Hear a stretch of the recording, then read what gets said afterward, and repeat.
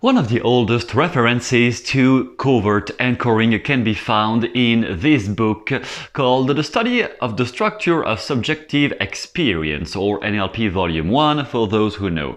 It is dating back 1980, I think, and since then the problem remains the same. People don't really understand how to use anchoring, even less covert anchoring. If we just get back at the roots for a minute, the foundation of anchoring, how it works, is that it is based on two factors. The first one is the uniqueness of the stimulation, and the second one is how intense the stimulation is, so that the conditioning will work. Next time you fire off the encore, the person will get back into the state you anchored. Now, three different levels here I could identify over the years.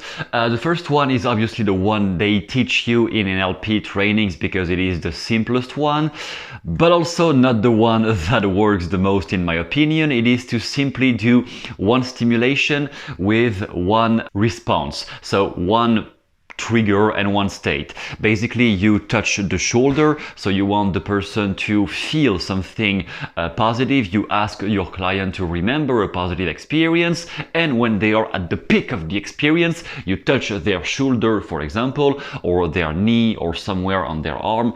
Just you anchor the position anywhere, you anchor the feeling they have. And from there, one classical method is to use encore collapsing. So you are going to ask them to think about their problem or something negative in their life or some past negative memories, and you touch at the emplacement of the anchor, and they are going to shift their perspective because now you're playing with their neurology to use something positive with a past bad memory. That is one of the examples, one of the main examples to use anchoring in a session. This seldom works.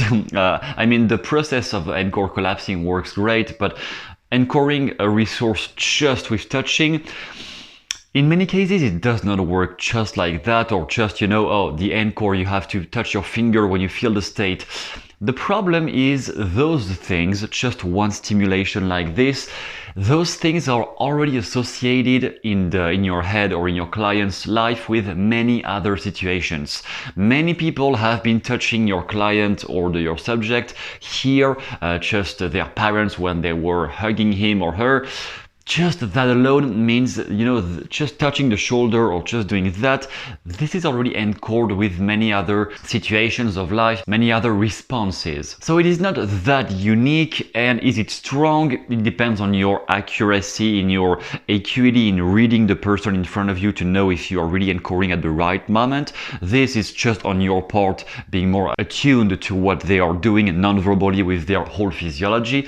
But this is not unique enough in many cases. So it will work with some people in some situations, but in many cases it's not enough. Therefore, level 2 of anchoring, which is more advanced and kind of works in every situation for this one, or almost, if you are doing it correctly, it is to anchor all the modalities together. So we have the visual, the auditory, the kinesthetic. So far we touched only on a kinesthetic anchor, touching somewhere or touching your own finger if you want to trigger a resource. That is only kinesthetic. If you anchor everything at the same time, something visual, something auditory, and something physical, or maybe not touching, but if the subject feels something strong at the moment you are anchoring, all of those together can be enough. So if instead of just touching you on the shoulder when I want to anchor something in your head, if I just make a specific facial expression I was not making so far, something like this, and right now I am exaggerating to make you understand, but the point is to have something unique you haven't done so far in the conversation, specifically if the person doesn't know you yet, they are not used to your face. So doing something like just a different expression, or I could do at the moment I talk about this person I enumerated, or this person I saw before, because this person was so impressive. Okay, now this gesture, the gesture, so visual, my face, visual again, and my voice tonality is different. This gesture, of course exaggerated, but the point is to anchor everything at the same time. And if I do something visual, something auditory, and I do that exactly when I have noticed you were in a very positive state. Then if later during the conversation I use this posture again, likely you are going to get back into the positive state I wanted to get back in you. Something like this with the covert anchoring is about when you're on stage, moving to a different place of the stage, when people talk about negative topics and when people talk about positive topics. So if they have enumerated something bad from their lives, you go at the right side of the stage, for example, and you talk with them. And then later when people talk about positive things, or when you talk about a funny story like Bandler, you go on the left side of the stage, for example. And then if people start getting uncomfortable or something, boop, you go back on the side of the stage where you have talked about positive things. That is an example of anchoring used on stage by a speaker. And level 3, so the most advanced, which will work more easily because it bypasses the understanding, the conscious understanding of the person, and it is using their own experience, but also therefore maybe the more difficult one, because you need much more accuracy, much more acuity in reading the person in front of you. It is about using their own anchors, people's self-generated, self-triggered anchor on its own. So when they start talking about something positive from their life, if you can notice the overall facial expression they are making, the pitch and the tempo at which they are speaking, maybe like that, maybe because they are so excited about it, and so when they raise the volume because they are so excited, and if they change their voice tonality like this, or if they start to mumble because it was something so deep they talked about, just the change they have in their voice and the change they have in their physiology, maybe they have a different posture, they adopt a different posture, or maybe they have a certain way of touching their face when they are talking about something that happened in their past. Anything you can notice from their behavior or their words, using exactly the words they used, will make you somehow steal their own anchor.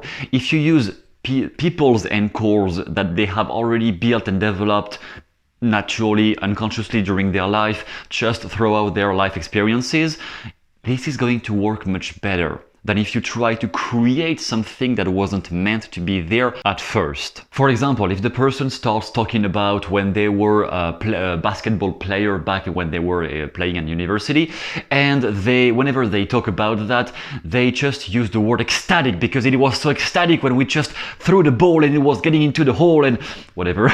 And then my team was so ecstatic because every time I was scoring a point, they were ecstatic about me.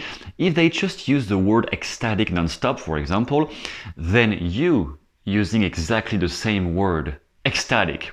And now I want to present you something that could be ecstatic in your life. It is going to match.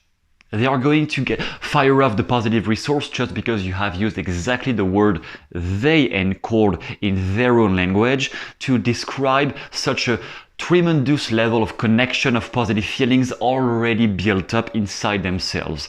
Instead of trying to create it from scratch, you are using what is already there. And when you use the resources people already have inside themselves, guess what? They don't resist, or they don't resist as much, because you are not trying to induce anything new. You are just using what is already there.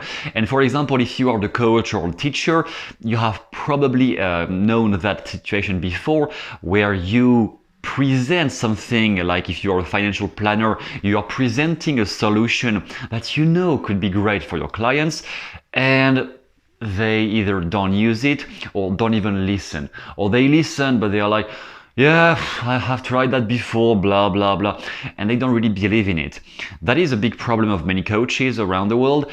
Guess what? If you describe the same thing, just the solution that you know works for your clients, but you describe that by using the self-triggered anchor your client already has, they are going to be so motivated, they can't wait to use what you have been talking about. Whereas if you are a teacher in front of a classroom and you use a jargon, a type of words, a type of language your audience is not familiar with, and you didn't really question them on what do they enjoy doing in life, what do they like, maybe there will just be a mismatch between what you say, what you talk about, and what they want to hear. The more you know your subjects, the better you can influence them. If you want to discover much more about this, you have tons of stuff down below you can check, and I will see you pretty soon in the next video.